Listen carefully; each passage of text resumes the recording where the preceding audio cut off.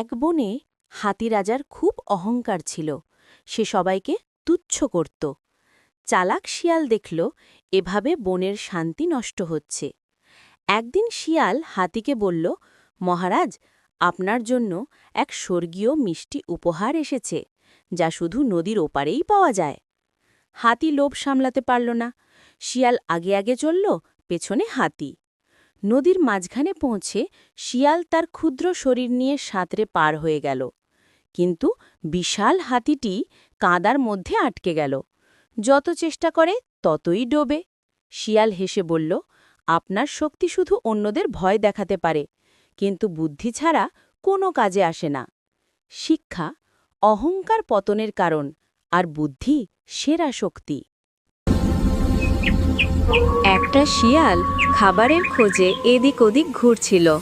হঠাৎ সে দেখল জঙ্গলের মাঝখানে একটা বিশাল গোল হলুদ কুমড়ো পড়ে আছে। শিয়াল থেমে ভাবল। এত বড় কুমড়ো এখানে এলো কিভাবে? সে নাক বাড়িয়ে শুঁকল। গন্ধ ঠিকঠাক, কিন্তু কুমড়োটা যেন একটু নড়ছে। শিয়াল সন্দেহ করল। এ নিশ্চয়ই কোনো ফাঁদ, কেউ আমাকে ফাঁসাতে চাইছে। ঠিক তখনই কুমড়োটা যেন আরও নড়ল। শিয়াল ভয় পেয়ে একটু পিছিয়ে গেল। মনে মনে ভাবল, এটা জাদু কুমড়ো না তো?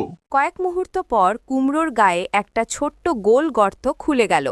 ভেতরে কালো অন্ধকার, তার মাঝে ছোট ছোট দুই জোড়া চোখ। শিয়াল সাহস জোগাড় করে ফিসফিস করে বলল। কে আছে ভেতরে? গর্ত থেকে হাঁচি দিয়ে বেরিয়ে এলো এক মোটা কাঠবিড়ালি। মুখে ভরা বীজ আর গায়ে কুমড়োর আষ্টে গন্ধ।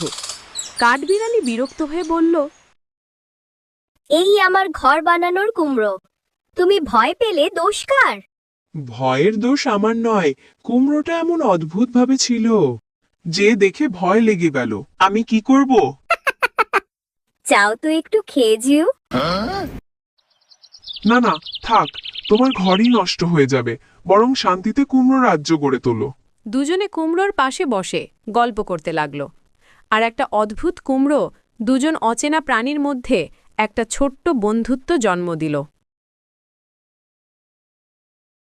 এক গভীর জঙ্গলে বাঘ মামা আর হাতি দাদার বাস ছিল।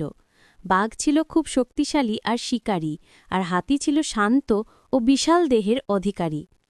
একদিন বাঘ খুব ক্ষুধার্ত হয়ে হাতির ওপর লাফিয়ে পড়ল। হাতি প্রথমে ভয় পেলেও তার বিশাল সুর দিয়ে বাঘকে জড়িয়ে একপাশে ছুঁড়ে ফেলে দিল। বাঘ আঘাত পেয়েও হাল ছাড়ল না। তখন হাতি বলল, এসো, লড়াই না করে বন্ধু হই। তোমার ক্ষিপ্রতা আর আমার শক্তি একসঙ্গে কাজে লাগাই, তাহলে বনের কোনো বিপদই আমাদের হারাতে পারবে না। বাঘ বুঝতে পারল আসলে ঐক্যেই শক্তি। দুজনেই হাত মেলালো, মানে পা মেলালো। সেদিন থেকে তারা মিলেমিশে বন পাহারা দিত। তাদের বন্ধুত্বের কথা শুনে বনের বাকি প্রাণীরাও নিরাপদে থাকতে শুরু করল। এক গ্রীষ্মের দুপুরে প্রচণ্ড গরমে ক্লান্ত হয়ে ছোট্ট বানর চিতু একটা বটগাছের ডালে বসেছিল। নিচে বিশাল হাতি মধু তার সুর দিয়ে নদীর ঠান্ডা জল ছিটিয়ে নিচ্ছিল। চিতুর খুব তেষ্টা পেয়েছিল, কিন্তু সে নিচে নামতে ভয় পাচ্ছিল।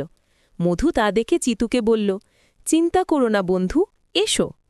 মধু সাবধানে তার সুরটা ওপরে তুলল।